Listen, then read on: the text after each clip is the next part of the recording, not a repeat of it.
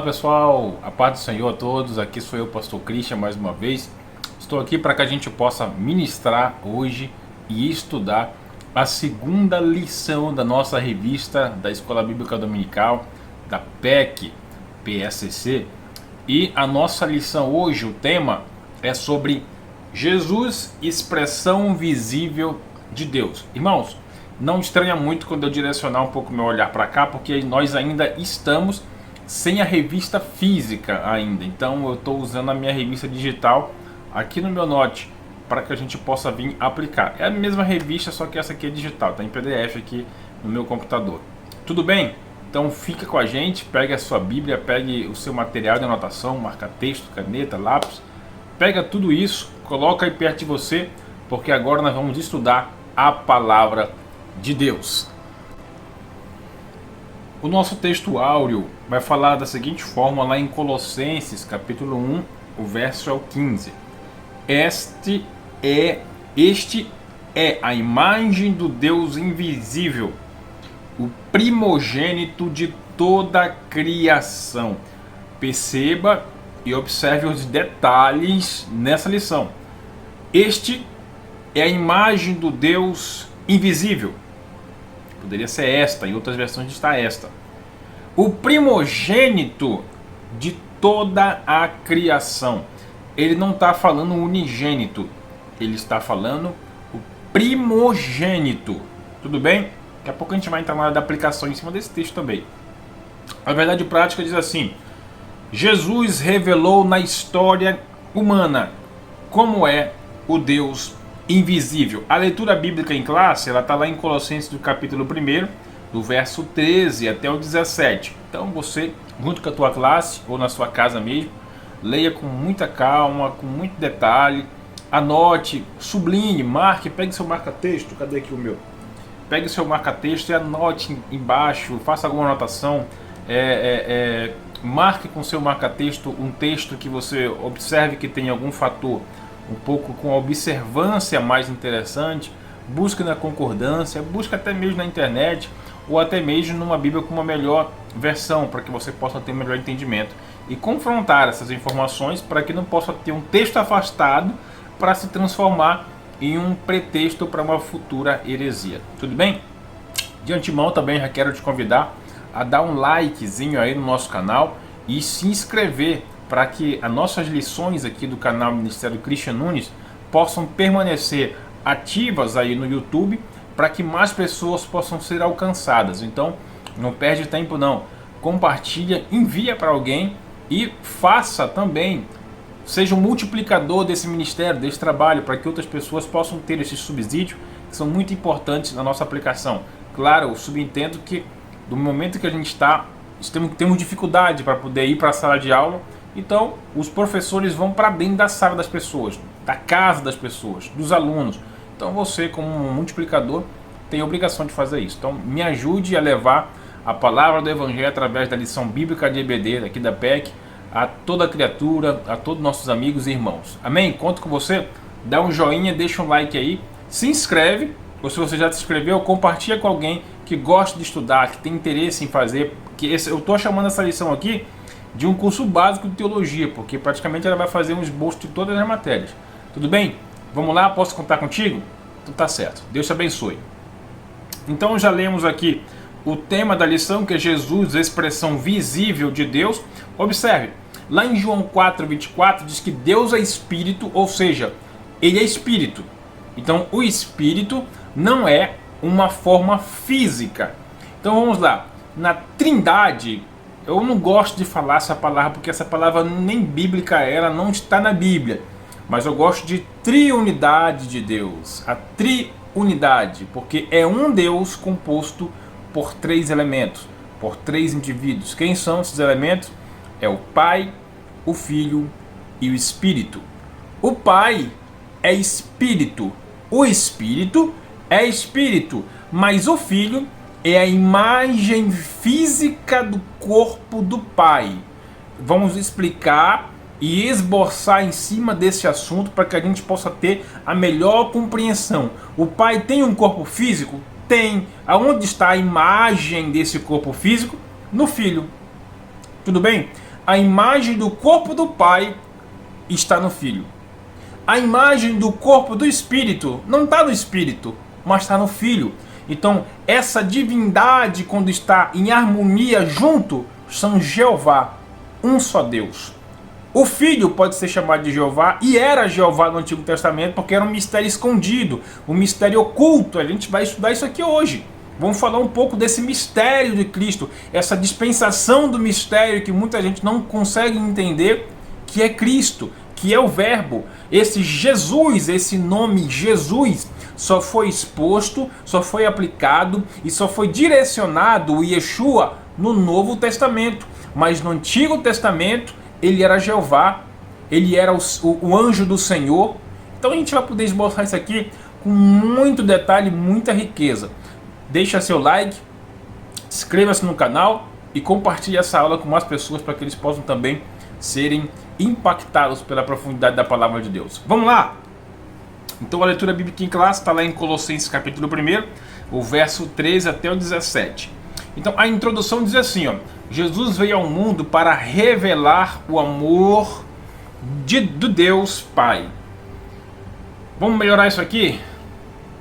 A revista é muito boa, só que de vez em quando eu preciso fazer algumas anotações. Eu costumo dizer que nós não somos donos da verdade, nós somos filhos do dono. Então existem alguns pontos que eu posso dar uma melhorada. Olha o que diz o texto: Jesus veio ao mundo para revelar o amor do Deus Pai.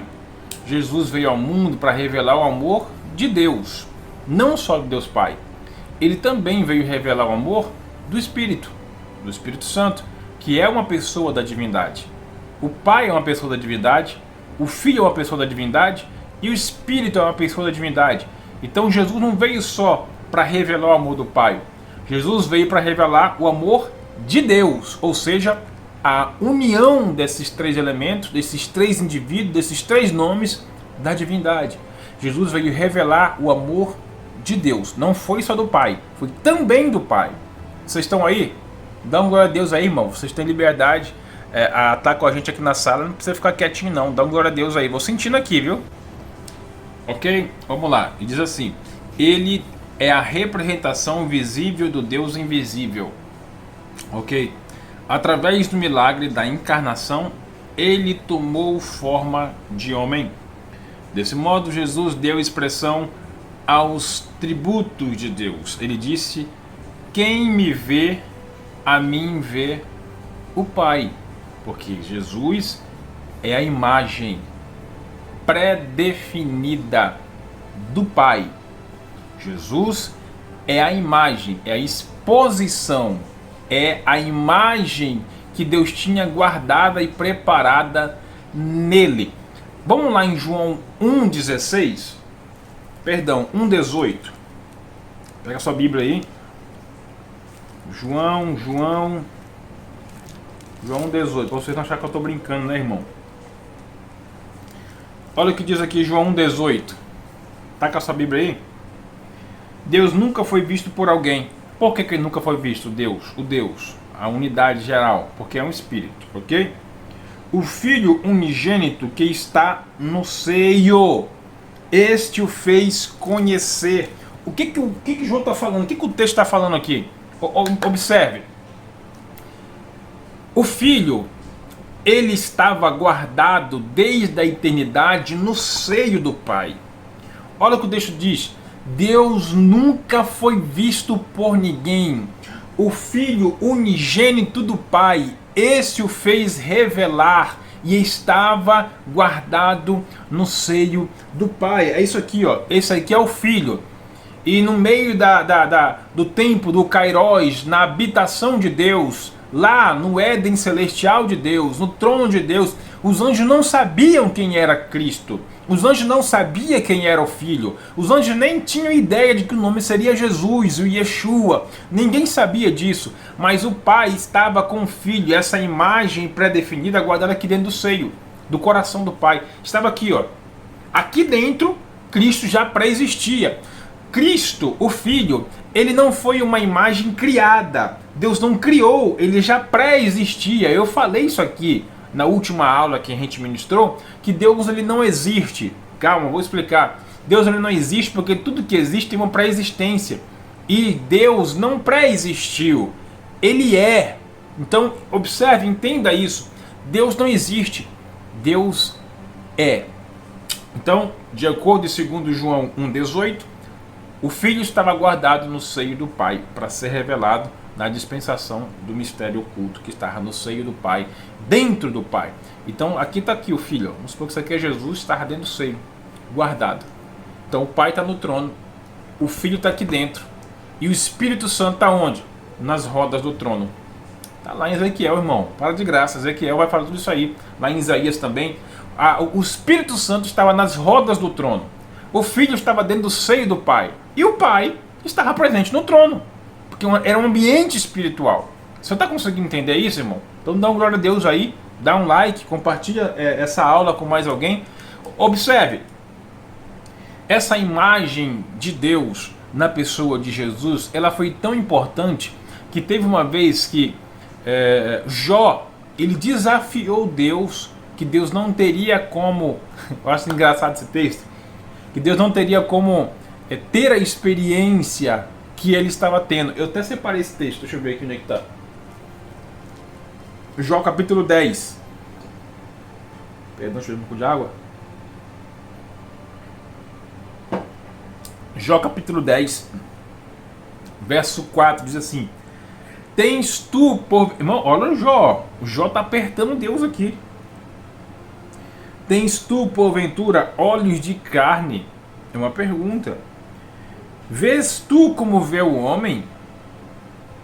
São os teus dias como os dias do homem? Ou são os teus anos como os anos do homem, de um homem?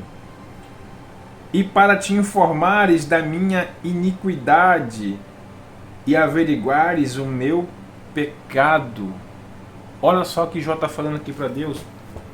Por acaso o Senhor tem olhos como eu tenho? Tem carne como eu tenho? Como é que o Senhor quer falar de algo que o Senhor não viveu e não está vivendo? Olha o que Jó está falando, irmão. Irmão, eu acredito que quando Deus ouviu Jó fazendo essa afirmação, fazendo essa declaração, Deus levantou do trono. Estou fazendo aqui uma analogia, né? Um antropopatismo, tá? Eu acredito que Deus, quando ele percebeu essa declaração do Jó, ele levantou do trono. Peraí, Jó, você está falando que eu não desci aí, eu não fui aí, eu não tenho coragem de ir aí, eu não vou aí? Pois pode esperar. Espera para ver se eu não vou. Só que eu não vou assim não, como espírito. Porque se eu descer aí, todas as pessoas vão morrer. Sabe o que é interessante? Porque no Antigo Testamento, quem se aproximasse de Deus, morria. Mas no Novo Testamento, Jesus fala bem assim, ó: vinde a mim, todos os que estáis cansados e sobrecarregados, e eu vos aliviarei. Então no Antigo Testamento, a presença de Deus depois do pecado matava. Só que no Novo Testamento, com a graça de Cristo, a presença dele salva. Você não entendeu? Dá um glória a Deus aí. Antigamente, no Antigo Testamento, a presença dele matava, queimava, torrava o inimigo, torrava o indivíduo. Quem quer que seja que chegasse perto da presença do Antigo Testamento, na Antiga Aliança, morria. Isso era permitido por sacerdote, por sumo sacerdote, uma vez por ano e com sangue. Mas no Novo Testamento Jesus faz convidar, chamá-lo. Ou seja, Jesus foi a resposta de Deus naquela declaração, naquele confronto, naquela afirmação e aplicação que Jó teve com ele. O Senhor não está aqui para o Senhor saber como é que é ter essa carne aqui sofrendo essas iniquidades. O Senhor não está aqui para saber. Deus falou: não estou não. Pode esperar que eu vou descer aí. E ele desceu, graças a Deus, na pessoa do seu filho. Dá glória a Deus aí, crente. Parece que vocês foram embora. Tá só começando a lição, então vamos agora dar continuidade aqui no primeiro ponto. Fica bem assim, ó: a humanidade de Jesus. Irmão, eu já vi muito pregador falar isso aqui, então por favor, observe o que eu vou falar. Jesus, ele não é 100% homem e não é 100% Deus. Senão, juntando isso aí, tudinho dá 200%. Jesus desceu aqui na terra 100% homem. toda a sua divindade em poder, ele deixou lá. Ele desceu aqui, homem. Pastor, mas os milagres, os sinais, as maravilhas que Jesus aplicou, você também pode aplicar. Ele mesmo declarou que nós faríamos coisas maiores. Por quê? Porque Jesus não tinha pecado. Jesus tinha comunhão com o Pai todos os dias. Jesus nunca liberou uma palavra de escassez da sua boca. Nunca, não tem. Sempre ele abençoou, sempre ele agradeceu. Mesmo sendo pouco, o pouco nas mãos dele era suficiente para alimentar uma multidão de pessoas. Ou seja, Jesus nunca liberou da sua boca uma palavra de escassez, mas sempre uma palavra de bênção. Tem muita gente que está assistindo essa aula agora que está acostumado a só liberar palavras de escassez. Estamos vivendo agora um momento crítico na nação e no mundo, mas esse é o momento para que você possa liberar palavras de bênção, não palavras de maldição, não palavras de escassez. Eu costumo dizer o seguinte, isso aqui é a frase de um amigo meu, o pastor Fagner, ele diz o seguinte: não fale aquilo que você está vendo, fale aquilo que você quer ver. Porque tem gente que abre a geladeira, oh meu Deus, parece uma piscina olímpica, só tem água. Não, irmão, você abre, só tem água. Glória a Deus, Deus vai fazer encher isso aqui, vai dar maçã, vai dar banana, vai dar uma melancia, vai ter carne, vai ter filé mignon. Declare, libere da sua boca e já agradeça. A gratidão a Deus, ela atrai a provisão. E a murmuração, ela atrai a maldição. Tudo bem? Deus abençoe. Então vamos lá. A humanidade de Jesus. O nascimento de Jesus representa a plenitude da história humana. É engraçado que o nascimento de Jesus, ele não teve participação do José. Vocês perceberam isso, né? Claro. Não teve participação de José, mas teve participação da Maria. Então o Espírito Santo foi quem fez essa homogeneização, né? Essa transição junto com Maria, porque ele precisava de uma matéria humana. Então dentro de Maria houve essa transformação para que pudesse ser gerado e daqui a pouco nascesse o bebê propriamente dito. Então não teve participação do José. Então o pai de fato foi que teve a participação ali principal. Tudo bem? Primeiro ponto, né? Agora o subtópico é a encarnação. A encarnação refere-se à união da divindade com a humanidade da pessoa de Cristo. Essa encarnação, lá em João 1,14, já faz essa referência. Ele foi concebido pelo Espírito Santo no ventre de Maria. A gente acabou de mencionar isso. Mediante esse ato singular da criação, Deus rompeu a cadeia da geração humana e produziu um ser celestial. O Filho de Deus tornou-se carne. Ele fez isso a fim de prover a salvação para os homens mediante a sua morte na cruz. Eu mexo de vez em quando aqui só para ajeitar um pouquinho aqui a câmera. Então observe aqui nesse parágrafo. Não havia outra maneira pela qual ele pudesse concretizar o seu propósito salvífico. Na verdade até havia, mas Deus não quebra princípios. O princípio desse mundo habitável era um corpo físico. Então ele pega essa imagem que já havia sido pré-definida dentro dele, que estava no seio, e ele envia para a Terra. Tudo bem? A encarnação possibilitou a reconciliação entre Deus e o homem, consumando o plano divino da salvação. Observe, eu costumo sempre fazer essa seguinte afirmação, que Deus ele nunca planejou salvação para o ser humano. Isso está lá desde o início do Gênesis. Deus nunca planejou salvação.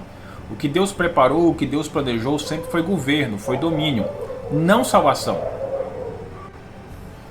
Tudo bem? É por isso que o nome é plano da salvação. Então foi um plano. Então não era projeto, virou um plano. O projeto de Deus era o governo, era o domínio, multiplicai, governai sobre todas as espécies. Então o plano, ou seja, o projeto de Deus para o homem era o governo, era o domínio. E Deus vai trazer de volta esse domínio, esse governo, viu? Então vamos lá, vamos continuar. Genealogia, a falar aqui um pouco sobre os evangelhos de Mateus. A genealogia de Jesus, como a gente vai trazer um pouco Essa matéria, essa lição, essa aula, ela vai falar bastante sobre cristologia. Então, na genealogia, que a gente vai poder perceber um pouco mais da pessoa do verbo, que era Jesus, é lá em João.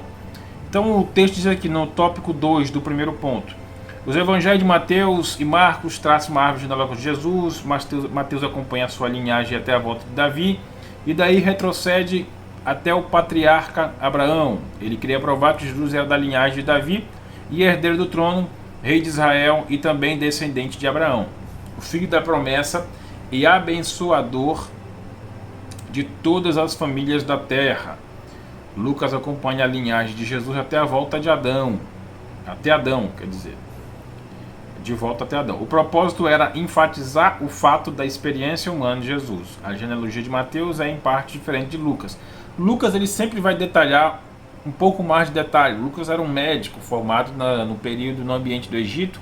Então alguns detalhes importantes Lucas vai colocar. Mas Lucas também pegou um pano de fundo dos outros livros, dos outros evangelhos, para poder transcrever o seu. Lucas não estava lá presente com Jesus, os outros tiveram. Mas Lucas ele faz algumas definições com mais detalhes, com mais algumas apurações, alguns termos técnicos com mais detalhe. Lucas faz a exposição disso. No terceiro ponto diz assim: limitações. Jesus se desenvolveu e viveu física e mentalmente de acordo com as leis ordinárias do crescimento humano, como um membro normal da comunidade judaica. Então Jesus não apresentava ter superpoderes ali desde a sua infância. Jesus foi uma criança, um jovem normal, até a praticamente início do seu ministério terreno. Tudo bem? A sua aparência física era similar à de outros homens. Observe que essa aparência física de Jesus aí, muita gente às vezes você observa aqueles filmes Paixão de Cristo, a gente até vê aqueles camaradas lá com os olhos azuis, com os olhos verdes, o cabelo parece de surfista. Pela tradição judaica você vai ver que até a coloração da pele de a maioria dos habitantes da questão de Israel, de Jerusalém, eles não são lourão não, irmão, nem muito branco, né? São mais para chegar um pouco da cor mais parda. Tem até alguns arqueólogos que afirmam que Jesus poderia até ser bem moreno, quase que para negro. E eu acredito que não era louro, né? Pela tradição judaica, acredito que Jesus era um pouquinho mais claro que mim, eu acho que sim, né? Do que eu, assim, tô moreno um pouco mais pardo, Jesus a princípio era um pouco mais claro. Mas não era louro dos olhos azuis como a gente vê naqueles filmes não. Tá? As limitações de Jesus, né? Então agora vamos passar para outro ponto. A deidade de Jesus. Jesus como Deus, a deidade ou a divindade. Consideraremos os fatos sobre a deidade de Cristo, atributos divinos. Jesus manifestava atributos divinos que pertencem somente a Deus, a saber, recebeu adoração. Irmão, isso aqui para o judeu adorar, a adoração do judeu, normalmente eles se prostravam, eles ficavam de joelhos. E eles não faziam isso nem para sacerdote, nem para o sumo sacerdote. Eles adoravam, eles reverenciavam. O que eles faziam era honrar e reconhecer. Mas se prostrar ao ponto que Jairo fez e ao ponto em que a mulher do fluxo de sangue fez, isso aí só mesmo tendo discernimento de espírito para entender que aquele homem não era um homem comum. Então ele recebeu adoração, diferente no Antigo Testamento, anjos que vieram e alguns personagens tentaram adorá-lo e ele não recebeu adoração, porque apenas a Deus adorai, e só a ele prestarás culto. Ele não deveria ser adorado pelos homens, se não fosse Deus verdadeiro. Então ele recebeu essa adoração. Por quê? Porque ele é Deus. Tudo bem? A gente confunde às vezes a questão, mas não, a gente confunde a questão Deus com o Pai. O Pai é uma das pessoas, o Filho é outra pessoa e o Espírito é outra pessoa. Então esses três elementos em harmonia são uma divindade só, ou seja, são Deus. Tudo bem? É Deus.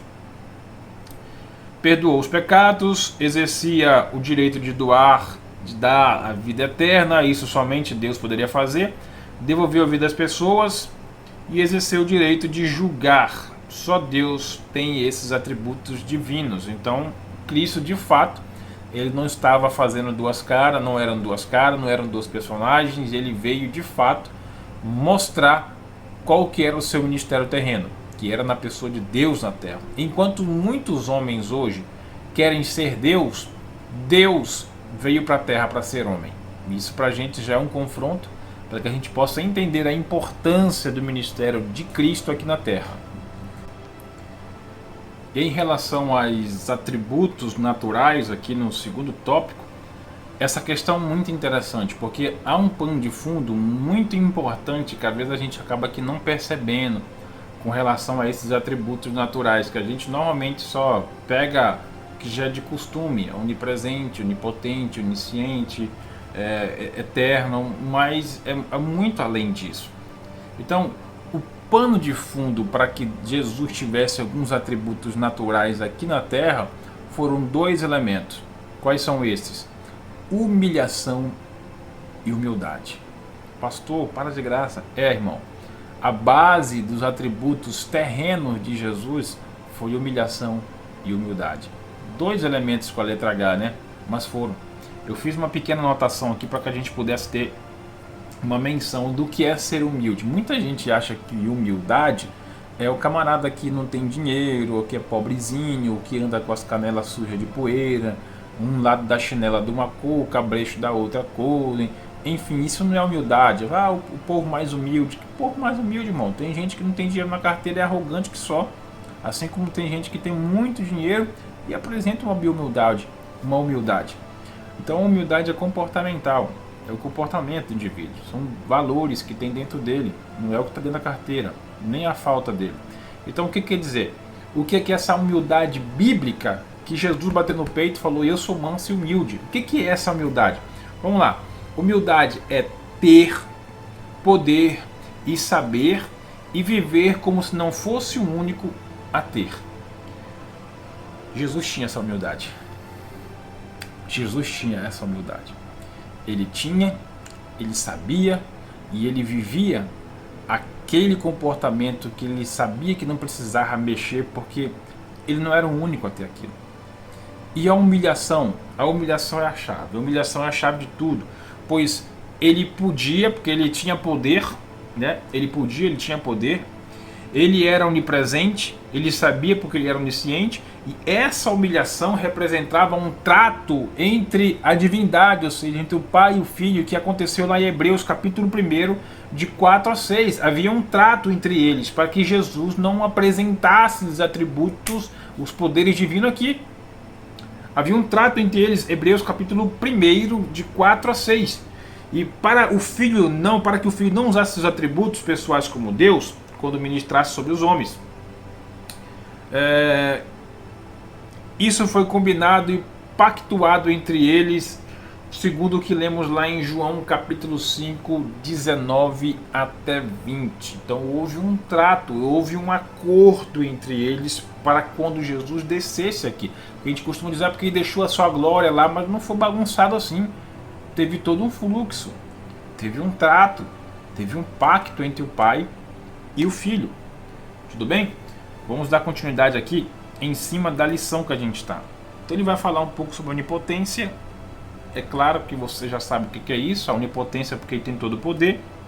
Os anjos têm autoridade, todos os poderes do universo estão sujeitos ao seu comando e autoridade. Então eu fiz até um outro vídeo sobre poder e autoridade, né? O poder é aquilo que você aplica e usa de forma conjunta dentro da Terra, né? Um meio na Terra, mas a autoridade é aquilo que você move o mundo espiritual.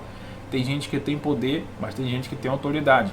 Tem pessoas que estão na igreja, até na liderança, está cheia de poder, mas a autoridade já perdeu há muito tempo.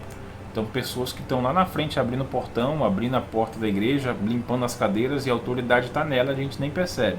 Porque existem princípios de Deus para que a autoridade possa permanecer. Você lembra de Saul e lembra de Davi? Saul perdeu a autoridade que tinha. Deus já tinha rejeitado. A autoridade já tinha sido passada para o pastor de ovelhas, ou seja, para Davi. Que lá na frente ele iria receber não mais a autoridade que já estava nele, mas a promessa. Tudo bem? Onipotência, onipresença ele está presente em todos os lugares, ok? Onisciência, que ele sabe todas as coisas, graças a Deus ele sabe todas as coisas porque eles são do coração, né? Eles são do nosso coração. E a eternidade, ele é o eterno Filho de Deus, ele sempre existiu e continuará existindo para sempre, seu sacerdócio é para sempre. Olha que legal, eu fico pensando essa questão da pré-existência de Jesus. A gente viu no início da lição que ele era um mistério oculto e guardado no seio do Pai. Os anjos não sabiam quem que era ele. Ele se apresentava no meio dos anjos como um anjo do Senhor. Aquele anjo do Senhor que você observa lá com a letra maiúscula, o anjo do Senhor é Cristo, viu? Aquele anjo do Senhor é Jesus. Tudo bem? Então essa questão de Cristo no Antigo Testamento, ele também era o anjo do Senhor com letra maiúscula. A gente chama isso na teologia de teofania. A teofania, ela vai representar Cristo como alguns elementos. A pedra do deserto também era Cristo, né? Então a gente observa que a teofania, ela era muito usada, era uma figura de manifestação de Jesus como o anjo do Senhor. Ou o varão no Antigo Testamento era Jesus camuflado, porque ainda era um mistério ainda escondido para ser revelado na Nova Aliança, ou seja, no Novo Testamento. Daí iria por vir. Então isso a gente chama de teofania. Lá em Efésios capítulo 4, de 1 a 3, também vai falar sobre um pouco dessa teofania. A pedra espiritual da água que eles beberam, essa pedra era Cristo. A gente só vai conseguir enxergar essa teofania só no Novo Testamento. No Antigo Testamento a gente não vai conseguir enxergar isso, por isso que às vezes faz uma bagunça na nossa cabeça, mas é só a gente alinhar direitinho cada ponto para que a gente possa ter uma melhor percepção dessa relação. Atributos morais. O caráter de Jesus deixava as pessoas admiradas em sua atitude e conduta. Ele possuía os meus atributos morais naturais de Deus Pai, dos quais destacamos especialmente. Jesus viveu em santidade, que era um comportamento, né? Isso é comportamental, então com certeza absoluta. A família de Jesus na terra, Maria e José, eles também eram uma família que tinha princípios. Observe que Deus, até na hora de escolher a casa onde o filho dele iria nascer, não saiu jogando no pisão. Ele foi em uma casa onde existiam pessoas com princípios e valores que pudessem receber Jesus na casa deles, né, no ventre de Maria, e que pudessem apresentar uma boa educação, ou seja, uma boa condução com o Filho de Deus. Isso é importante, isso é um confronto até para a gente hoje, que se fosse no nosso cenário, Deus fosse mandar um anjo para que pudesse vir anunciar a vinda do seu filho dentro de um ventre ou nascer dentro de alguma casa, a tua casa estaria pronta para receber o Filho de Deus? Você está preparado para receber o Filho de Deus na sua vida, na sua casa? Tem muita gente que não está, mas Maria estava. E o anjo, Deus mandou o anjo, um dos seus anjos, ir visitar a casa de Maria, e ela era uma jovem com princípio, com valores, temente a Deus, e recebeu, foi agraciada com o Filho de Deus no seu ventre. Amém? Vocês estão aí? Aproveita, compartilha, dá um like aí na nosso estudo, na nossa aula de hoje. Vamos lá, passar aqui para um pouco desses atributos morais em que a gente está batendo ainda. O amor também distinguiu o amor nenhum ser humano viveu uma vida tão caracterizada pelo amor. Ele provou do seu amor por todas as pessoas, inclusive aos inimigos. Seu amor e intimidade no relacionamento com o Pai demonstra o segredo da eficácia de sua vida espiritual. Jesus orava e jejuava de maneira regular. Observe, deixa eu pontuar aqui, esse Jesus jejuava e orava. Então, assim, Jesus ele não tinha amor, irmão. Ele era amor. Porque muita gente, às vezes, a gente aplica aí, Deus é amor. Procura uma versão melhorada para que a gente possa ter um entendimento desse amor, porque hoje o amor ele é interpretado como um sentimento. Muita gente ama de todas as coisas. Existem algumas formas de amor: amor ágape, o amor storge, o amor eros, enfim. E o amor ágape é o de Deus. E o amor que Jesus aplicava tanto faz em meio às pessoas, em que ele tivesse o evento, o ambiente, ele sempre aplicou o amor ágape. Ou seja, O amor estava dentro dele, ele era o amor. Então Deus não é amor, o amor está nele, ele é a essência do amor. Jesus era a essência do amor. Eu só vou conseguir compreender o verdadeiro amor quando eu conhecer esse verdadeiro amor que não está dentro de um sentimento, não está dentro de uma química. Esse sentimento, esse amor em pessoa é o próprio Jesus Cristo, nosso Senhor.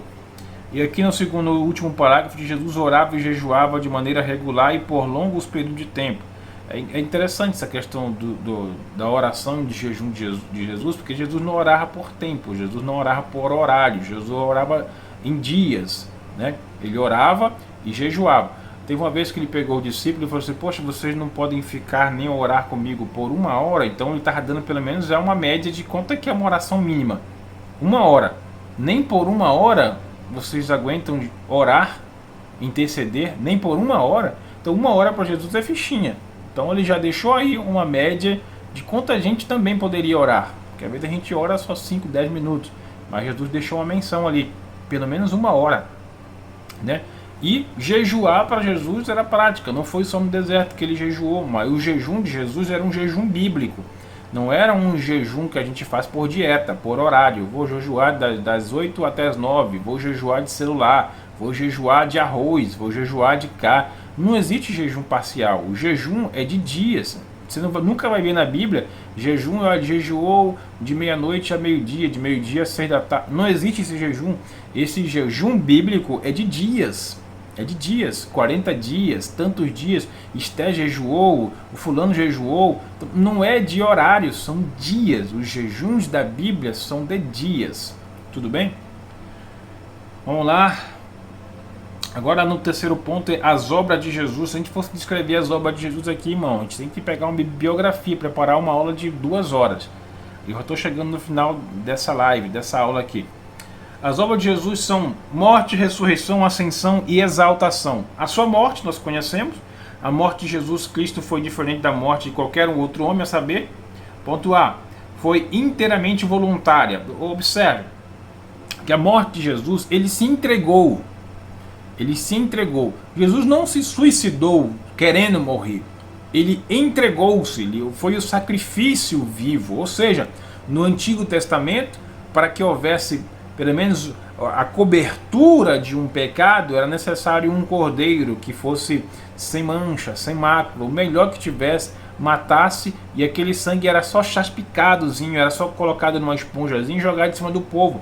Mas Jesus é o Cordeiro de Deus, não precisava mais de um cordeiro de alguma fazenda, de algum sítio ou de alguma pessoa na tradição judaica. Jesus é o próprio Cordeiro de Deus, foi revelado lá por João Batista antes do batismo. Então Jesus é o Cordeiro e ele se entregou para que a humanidade fosse salva. Foi involuntária a sua morte. Segundo ponto, ele pagou a penalidade divina imposta ao nosso pecado, a de eterna separação de Deus. Então os nossos pecados é que fazem separação entre nós e Deus. Você lembra quando Adão pecou? Ele se afastou, não foi Deus que se afastou. Quem se afastou foi Adão. Ele falou assim: olha, eu tive medo e me escondi porque tinha pecado. Porque antes do pecado, ele não tinha medo. Tudo bem? Então é o pecado que faz separação entre nós e Deus. Não é Deus que separa. É nós que nos afastamos devido aos nossos pecados. Tudo bem? Então Jesus experimentou essa horrenda separação. Ele pagou o preço da nossa salvação e aplacou a ira de Deus ao permitir que a justiça divina recaísse sobre ele. Ao morrer como nosso substituto, fez a expiação e nos deu perdão, restaurando a harmonia com Deus. Terceiro ponto significa a nossa morte na vida diária. A crucificação do nosso próprio eu é a morte da nossa natureza terrena e os seus desejos pecaminosos, a fim de vivermos uma vida santa que agrada ao Senhor. Uma vida em santidade. Segundo ponto, a ressurreição. Isso aqui estou falando das obras de Jesus. A ressurreição, a obra de Cristo teria sido incompleta se ele não tivesse ressuscitado. Não bastaria somente morrer, porque morrer era fácil. Agora, ressuscitar, não. Só Jesus ressuscitou, porque Lázaro foi ressuscitado. mas Jesus ressuscitou. Ninguém levantou ele de nada. Ele ressuscitou, porque ele venceu a morte.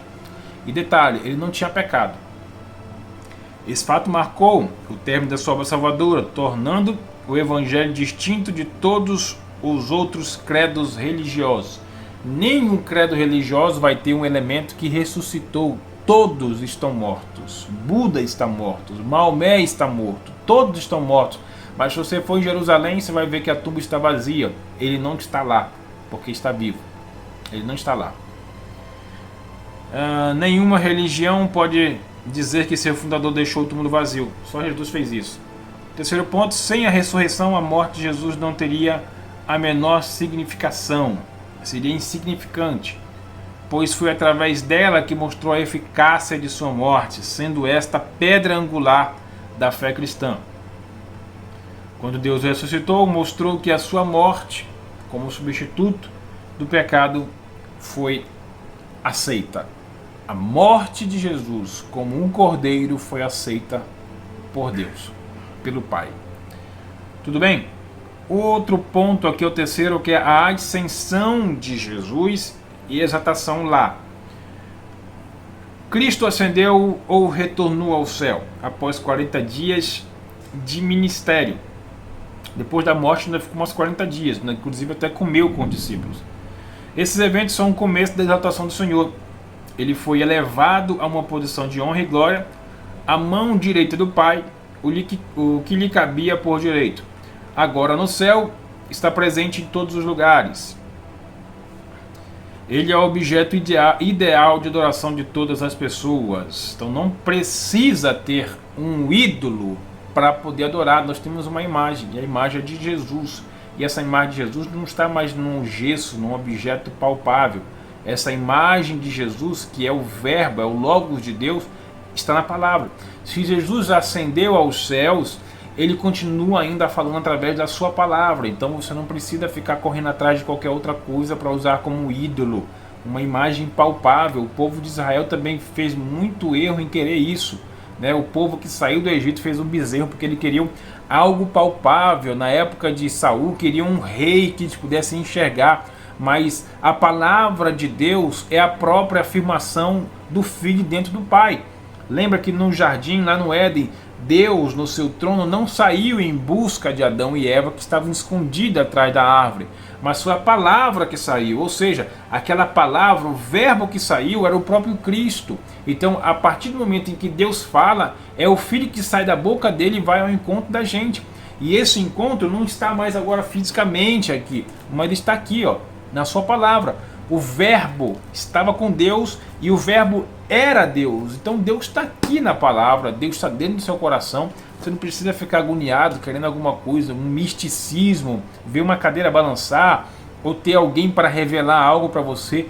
A maior revelação de Deus está na sua palavra. Não estou dando descrédito para quem revela, para quem profetiza, mas estude a palavra. A maior revelação de Deus está na sua palavra. Lá Jesus, Deus vai falar com você de forma sobrenatural. Amém? Estamos chegando à nossa conclusão. Aqui na aplicação pessoal diz assim: Jesus é infinitamente mais do que um profeta, humanista, sábio ou personalidade do passado. Ele é, ele era, ele é e ele ainda será. Ou seja, ele é. Ele é a revelação do Deus invisível, o Filho de Deus encarnado que morreu na cruz para a nossa salvação e ressuscitou para a nossa justificação. Em breve a gente vai ter uma aula sobre um pouco de predestinação, vai ser uma bênção, está um material aí muito profundo, mas nós estamos chegando aqui ao final de mais uma aula. Eu quero te convidar, antes de encerrar, dá um like, compartilha o canal, se inscreve para que essas aulas continuem permanentes e que a gente possa alcançar mais pessoas, tá bom? Deus abençoe, em nome de Jesus, um forte abraço, um beijo no coração de todos, até a próxima.